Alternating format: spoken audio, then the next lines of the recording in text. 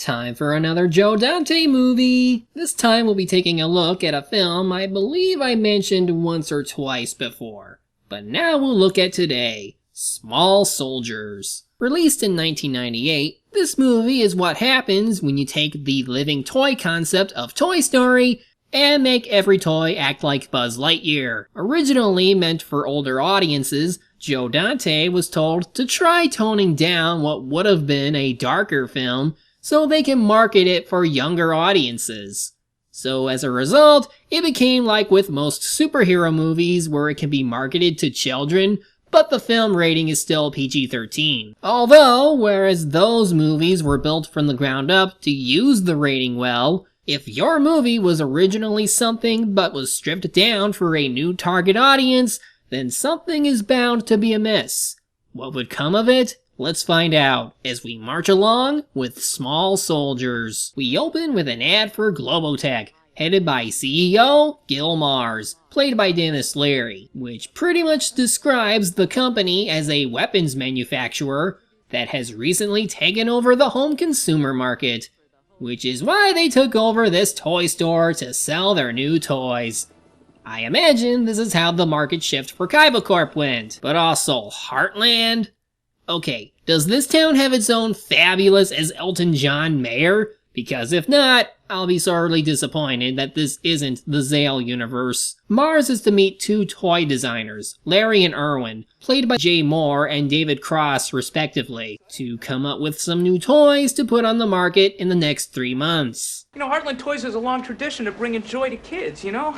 Gil Mars isn't gonna care about any of that. He's just gonna care about profits. I think it sucks. Welcome to Earth, Irwin. You may not be familiar with our customs, but this is pretty much the way things work down here in the real world. Yeah, well, the real world sucks. So Irwin is someone who's passionate for his work but doesn't understand business, while Larry does but is kind of a jerk. And all the while, Mars is usual big businessman with no other defining traits, but thankfully is not in this movie enough. But damn it, we need him to curse a lot. Cut the kiss-ass crap. Unlucky bastard 7,000 miles away and stick a nuclear warhead right up his ass. All right, I drew up some pictures. That's a picture you can have. Here's a, all right, these are Gorgonites, sir, and this is Archer. He's the grand noble leader of the, okay, and Troglokhan, the navigator who navigates. As you can see from Irwin's pitching, he is not very good with selling people on the idea of monster people being used for educational purposes, whereas Larry has something more suited to Mars's tastes. Here, a new age has dawned. For action. The world's most awesome high-tech fighting force is ready to battle for the next millennium. Chip Hazard, reporting for duty. Hey, wait a minute. Hold on. You guys got Tommy Lee Jones to voice act in your toy pitch? I'm sick of commercials that show us 4x4 trucks popping up to the top of Mount Rushmore and parking on top of Abraham Lincoln's head, okay? I'm sick of shampoo commercials that try to convince women they can look like Claudia Schiffer after one cycle of rinse and repeat. What if these toys actually could talk? What if they could walk? What if they could actually kick ass? Then panic would ensue as toys everywhere would rebel against mankind. Pretty much another Skynet scenario, though one that might be containable. Now, as much as I'd be fine with a CEO who actually wants their product to be like they advertise, take note Ubisoft, but a lithium cell that can run forever? No. I could maybe buy into you just being another advanced weapons group, but I doubt you have something that can compete with Tony Stark's everlasting power system. Also, the only reason he's letting Irwin's Gorgonite idea go through is so the Commando Elites have an enemy to fight. Typical. This means these guys will all be military stereotypes that shoot first and ask questions later. No time to learn about alien culture. We go America on their ass. Anyway, I love how the two get cards that give them access to all top secret projects. Even though they're toy designers, they pretty much have access to everything, including weapons they might be working on. Well, luckily the worst that happens is Larry using Irwin's password to see about getting some microprocessor chips. And luckily, he finds one military type. Surely this won't end badly. Now, I do like how they show us the making of these toys. It's probably just some made-up Globotech technology doing it, but it makes for a decent transition to the next major scene of the movie, where we are introduced to our main character, Alan, played by Gregory Smith, a high schooler who works part-time at his father's toy shop. He receives a shipment of new toys, headed by truck driver Joe, who's played by recurring Joe Dante actor, Dick Miller. So, where's your dad? I got his order here.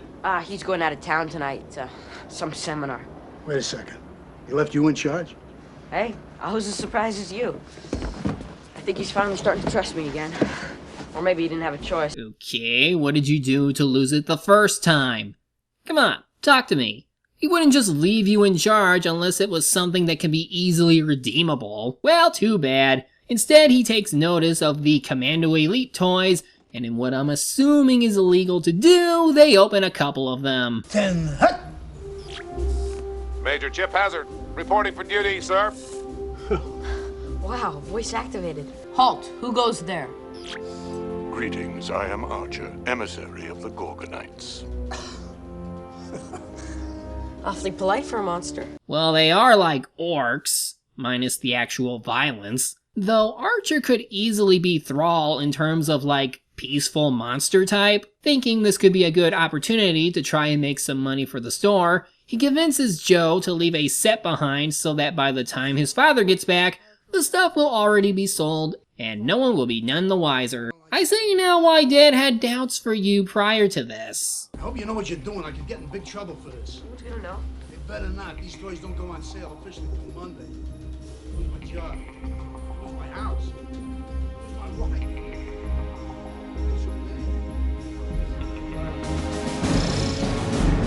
Foreshadowing? Although, in the time that Alan gets his cardboards and the rest of the products, I'm amazed the two didn't break into this right away. It's like they're partly playing on Toy Story rules where they have to be silent when humans are around, except given how they act later, it shouldn't even matter to them who's around or not, because they're programmed to attack each other. Well, never mind that for now. We get introduced to Alan's love interest, Christy, played by Kirsten Dunst, who you might remember as Judy from Jumanji. She's here because it's her little brother's birthday soon, and she wants to find him a toy. It doesn't take long to see what he wants. Gorgonites are peaceful. We mean no harm. Gorgonite, you are a hideous freak. You will be vaporized. Civilian, declare your allegiance. What a realistic situation. State your allegiance, civilian. He's one of us. Oh well. Next! While it's apparent that Alan has interest in her, his competition is a guy on a motorcycle. High schoolers. If it's not a car, then a motorcycle will suffice. Continuing on with the Toy Story effect, they seem to jump around in wanting to freeze or not, and it never occurs to anyone that toys can be in one place one moment and then be somewhere else in the next and in possession of other things. Sure, it's convenient for the plot that the humans have the mind of a goldfish, but when it isn't even a minute or two since last laying eyes on a toy, you might want to get yourself checked up. Speaking of checking up, we meet Alan's father, Stuart, played by Kevin Dunn, who, as established, is heading to a seminar hoping to improve his small business. We also meet Christy's father, played by the late Phil Hartman, in that this was his last major film appearance prior to his passing. And judging from how this tree is blocking transmission for his satellite dish, I can see where this is going. Hey! Knock that off! Hey, Stu. This guy says the tree's gotta go. You don't mind, do you? Yes, I mind. What? I said, yes, I mind. What the hell are you doing, Phil? This is my tree. Don't worry, happy to do the work. What are good neighbors for? You see the dish? She's a beauty, huh? No. This tree is beautiful. That dish is just one more piece of techno crap to go along with the rest of your stockpile of techno crap. And you're already pulling so much juice, you got us all living in a cancer node. You know, there's never been any conclusive data proving a link between... Why don't you just give me that saw for a minute, Phil? Come on. Damn it, if this becomes another fear thy neighbor situation, I'm going to have to go in there and force feed them happy pills just to shut them up. Alan returns home just in time to deliver Dad's tickets, and it's made even more apparent that he's been somewhat of a screw-up for a long time. They'll explain why later, but for now, he goes into his room only to find a stowaway. How the heck did you get in here? Halt! Who goes there? Greetings. I am Archer, emissary of the Gorgonites. Sure you are. I am Archer, emissary of the Gorgonites. What is your name? I'm Alan. Now shut up. Gotta do my homework. Greetings, Alan. Now shut up. What did you say? You just said my name, didn't you? I'm sorry, but I just can't get over the fact that once these toys start acting like how they think they act for real, they continue to do the Toy Story bit of freezing around other people. I mean, Jep gave no damn for a child. Do you think they're gonna remain like this for long? Oh, and never mind a semi-plastic toy being able to punch through plastic shielding, they even gave them Terminator vision. Because why not? Commandos, to this. Commando Elite, fall in.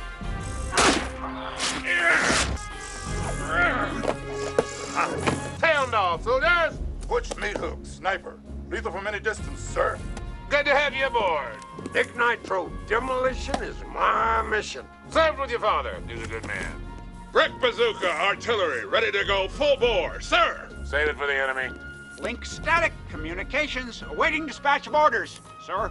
Double up on your ration. Now, the only way one can tolerate these cheesy military sayings is if you have Tommy Lee Jones be the one giving them out to you. His voice just has this charm that works well when in a military role, drawing me into his performance. It doesn't make the character much more memorable or unique outside that, but maybe he might be able to push to being Shaw levels of fun. As per their directives, they go after the Gorgonites, who just happen to turn on by themselves. We'll be one. Uh-oh. I mean, I guess it's part of the interaction protocol they wanted to have, but it's still strange that they made it sound like it's voice activated by code, not through sheer presence. Meanwhile, Archer decides to leave freeze mode and go explore. As Irwin would have wanted, the Gorgonites are trying to find their way home, and so this is just him learning as much as possible. Alan eventually wakes up to find the toy is really alive, and is taking this rather well. Though really, if you're a high schooler and you saw Toy Story or any movie with sentient toys, you'd probably be curious as well. Greetings, Alan. Now shut up. I am Archer, emissary of the Gorgonites. I think you're smarter than you're letting on. I bet you're smart enough to get my name right. It's Alan, just plain Alan. That's all. Got it? Greetings, Alan. I knew it! Walk to the end of the table. It really depends on the circumstance, as often the movie universes will disregard the existence of things that promote such a concept as this, so of course you have characters who would act scared more so than be calm. It's easier to get away with that in non-modern settings though, but since this is set in reality, I would assume people have seen or read such a case occurring and can actually act accordingly. Now as for the bonding of these two, well, for now, it'll start slow, as right now Archer needs to free his friends before the commandos get to them. But of course, they already have, which forces Alan to close up shop. Christy returns to pick up the chip toy, but learns they were stolen. Are you pulling some kind of insurance scam? I swear, I did one thing wrong, that's it. And I'm branded for life. So it is true. I heard your parents had to move here because you got kicked out of 10 different schools. I did not. It was 2. Okay, he got kicked out of schools before. What did he do to get kicked out? I did some graffiti, flooded the faculty bathroom, stuff like that. My shrink told my parents I was acting out. I heard you called in a bomb scare on Parents' Day. Yeah, that's when I got caught. Well, at least it didn't happen in the 2000s or up, because you would never last a day in prison these days. The rather okay bonding between these two characters goes alright, until Dad makes a surprise return. But only after a day? Where exactly did you go to on a plane that it only took you till the next morning to attend that seminar and fly back home? Unless it really was just a night thing, then Alan? You kinda overestimated those toys selling in the blink of an eye when you didn't. And how do you explain this? I was dusting it and it fell over. Oh, you were dusting with what, a croquet mallet? I can't really blame him for thinking he'd go assertive with his cleaning if bomb threats were a thing he did. Alan's luck just keeps plummeting, as even with the kind goodbye from Christy, he knows he can't compete with Motorcycle Guy, tosses the remains of that Navigator Gorgonite, and heads home. But with Dad's tools missing, what do you think this means? Child murderer! Child murderer! Well, these guys don't give a damn for any life, it seems. Anyway, they're going after Archer. They fire off Bazooka, and the entire time, Alan does not hear him or notice him during the times he looks back due to this dog attacking. I want to say this is tense, but given his stereotype as the muscle-headed buffoon, he is most likely going to fail. And he does. Wilhelm again? Hey, don't you do it.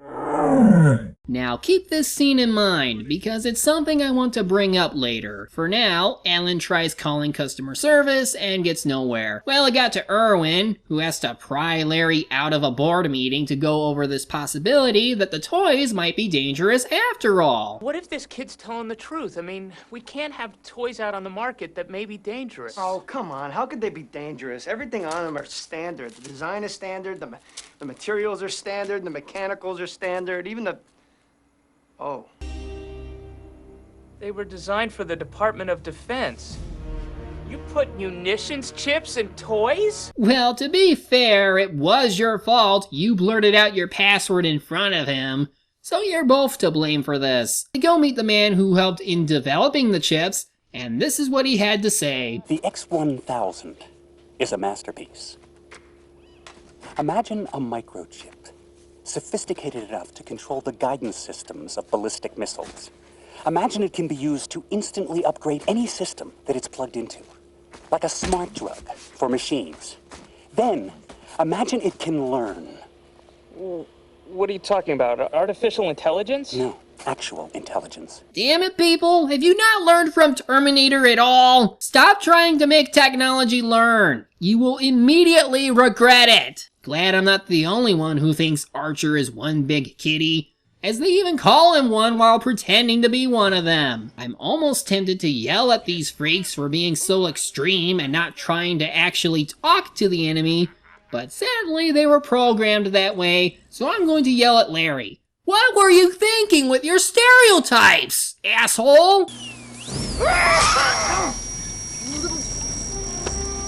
Hey, that's fine, punk. You just met your match. Oh, yeah?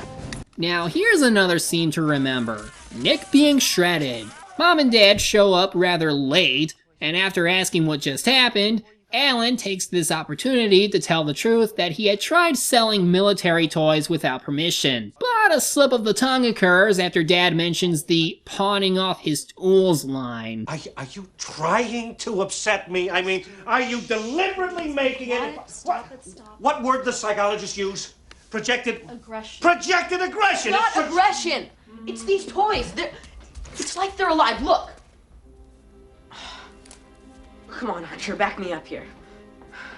And this isn't exactly another Toy Story effect thing, because earlier Alan did tell him to not speak another word to him. And even Archer reminds him that's exactly what he said. But now it turns out that the Gorgonites have not been destroyed, if the Commandos were trying to question Archer about it. Chip and his gang find the garage and plan to use what's inside it, just before Nick shows up in his damaged state. It's only a flesh wound, sir. Rest easy. You've done your job. Did we win? We will. Nick Nitro's battery has run out. But his memory will keep going and going and going. His death will be avenged. Well, with one more detail from that just now, let me bring up the two scenes I asked you to remember. Now, when this first happened to Bazooka, his lower torso was pretty much ripped out, but he was able to be repaired. But when it happened with Nick, he only lost his legs, and yet he still dies. It doesn't really make sense that being disconnected from the torso can still let you live, yet losing your legs will. Maybe it's due to the circuits letting out electricity without a way to run back to the battery cell, or something I don't understand. But even if Bazooka's buddies were close behind, he should have been out of commission before they could effectively repair him. So why can't they do the same to Nick? Why does he have to die? Well, there's a reason, and it's kinda creepy. Anyway, the next day, Alan and Archer try searching for the other Gorgonites, and after searching the store, they decide looking in the dumpster where, sure enough, there they are. One of them voiced by Jim Cummings, and the rest members of This Is Spinal Tap, apparently. Punch it. Scratch it. Hey, it's great to be back. But seriously, folks, what a jump. Hey! Don't worry, Archer. We was hiding. Slam fist. Okay, 1. For educational monsters, their names are certainly very strange and somewhat violent. And 2, Insaniac could probably pass off as Archer's own Vol'jin, given his appearance. Also, they fixed Troglodyte, and now I'm even more confused to how Nick can die after only a few minutes. Yet this guy can go a whole night before they reassembled him. Alan takes them all home where it becomes a party house. Oh, talk about hampering your career. Have him. It looks so real, don't it? Hit him. Friend of yours? Hello? Alan? Wait, when did she get your number? Whatever, it seems he's off the hook for now, but during their talk, Link gets some tasty info that Alan would gladly give it all for her, which he relays to Chip to take advantage of. They do so after putting Christy's parents to sleep. Now get ready, for this next scene is where you know for sure that at one point, this movie must have been intended to be more scary than it actually is. Maybe even horror level scary. Bring me the head of Nick Nitro.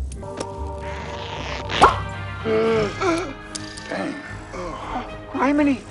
I think I'm gonna hurl.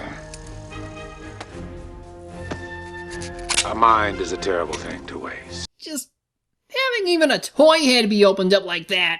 This is just the start. What comes next is nightmare fuel.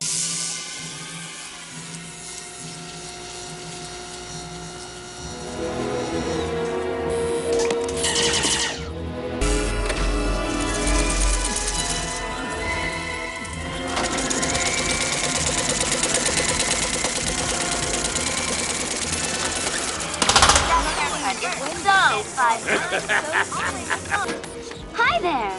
And the Beastler is a stunts coming soon. But first, Alan and Archer bond some more. They're not moving because of the commandos.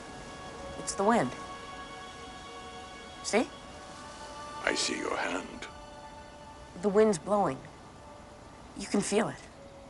Feel? Oh, right, plastic. Sorry. It's kind of hard to describe. Weather patterns, wind chill factor. Just because you can't see it doesn't mean it doesn't exist. And bonding over, time for Christy to get kidnapped. Don't hate me because I'm beautiful.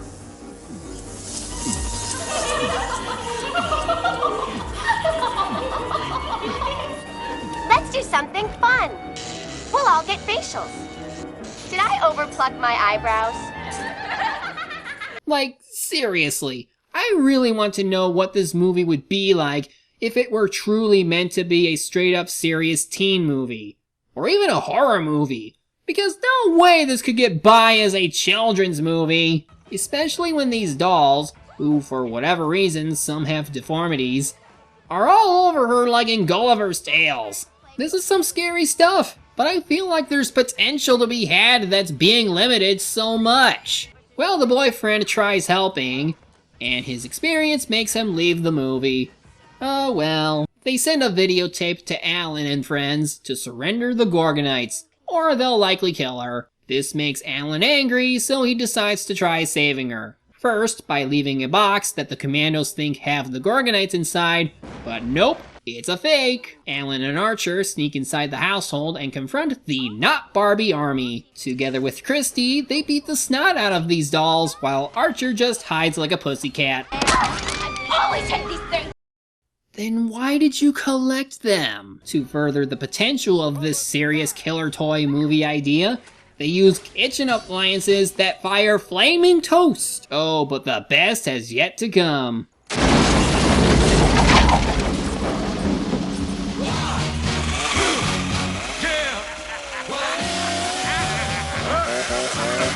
Commando, attack!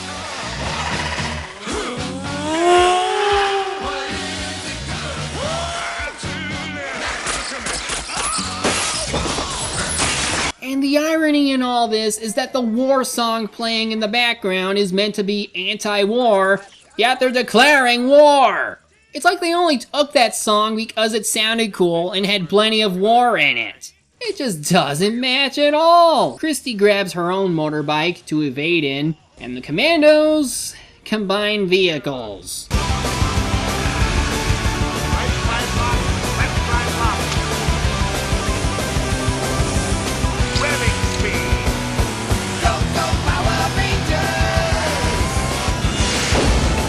I'd say it's impractical, but it looks kinda cool. What? We weren't made for off-roading! And then they died. The end.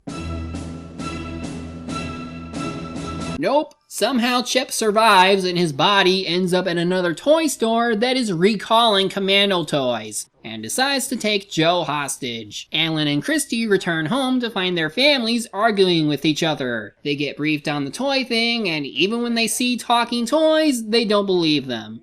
Actually, that's not entirely true. Only her parents don't believe them. For some reason, Alan's parents are instantly on his side, as after Irwin and Larry show up to inform them about the toys possibly being defective, Stewart says this. Your toys nearly killed my son. Stuart? Don't say calm down. Calm was killing me.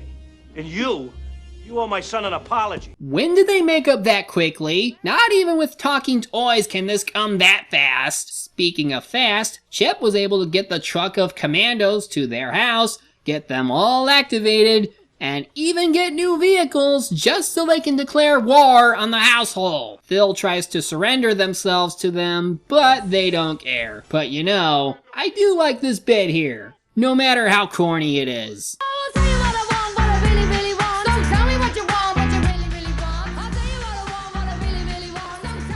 What are they doing?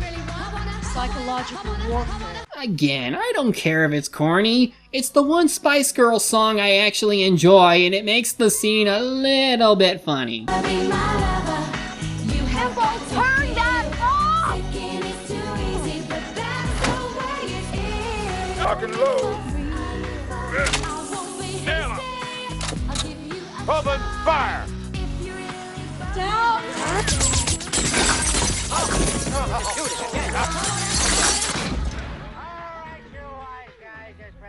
Temple. And yet none of them ever calls the police during all of this. Irene takes charge as she gets everyone doing stuff while she deflects the flaming tennis balls that insta-kill whatever they touch. Huh. Irwin decides they should try using an EMP on them to hopefully fry the chips. Archer points Alan to a potential source, which is an electric power pole. Dad doesn't seem to approve of this plan. Look, you are my responsibility, and I'm not about to let you... Dad! There's no other way!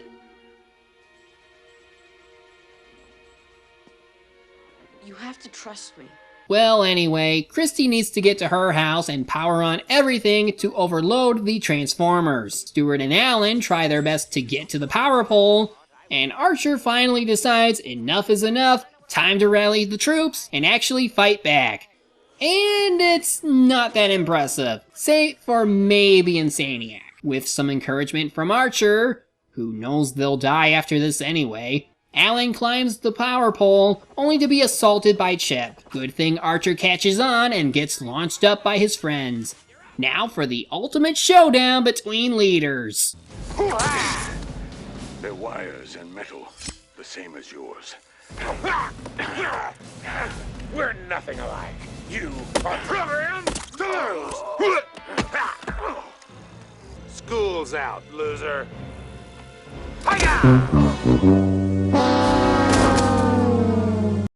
Well, that could have ended better. 3 is ours. Have I got a shock for you? You stupid toy! I should have said it much cooler. Ow. Well, just before the EMP goes off, Christy gets to at least save Alan. Dangerous, is it? Well, it just depends on...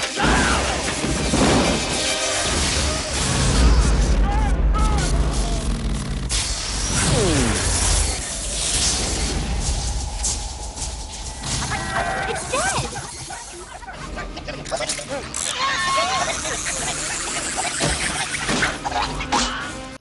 No. Not today. Well, cleanup time, and Mars shows up just to provide compensation for everyone. No repercussions for him, and in fact, wants these two to make more of the toys to sell to the military. Great! He learned nothing at all. After everyone leaves, Alan finds the Gorgonites underneath the fallen satellite dish, and to his surprise, they actually survived the EMP attack. Now free from the commandos, Archer decides it's time to go look for Gorgon, even if it doesn't exist.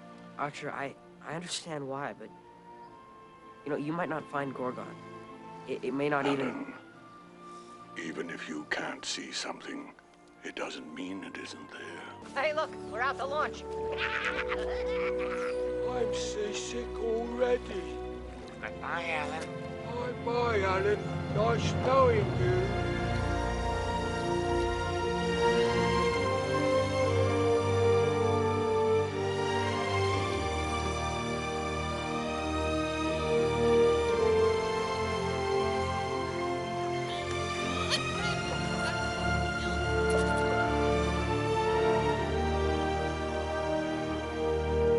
You know, I feel bad that this movie didn't do that well. I wanted to like it, but given the things it went through to make it to the big screen, that kinda diminished what it could have been. It definitely had some good ideas for a serious toy movie, as well as some of that Joe Dante humor and creep factor I'm used to seeing by now. But it's evident the stuff they did to tone it down for more child-friendly audiences, which hinders that potential. Even with the characters being not that memorable, the action and some of the nightmare-inducing scenes could help in carrying the movie to where, as a horror movie, if they went that direction the whole way, it'd be pretty neat. Especially since the mix of puppetry and CGI go well here. But as it stands, it's another example of executive meddling that dampens the whole movie. Hard to recommend at least one watch, as not even Tommy Lee Jones can carry things along. Watch at your own discretion, and only if you're that interested. I'm the Media Hunter. Media's my prey, and reviewing them my way.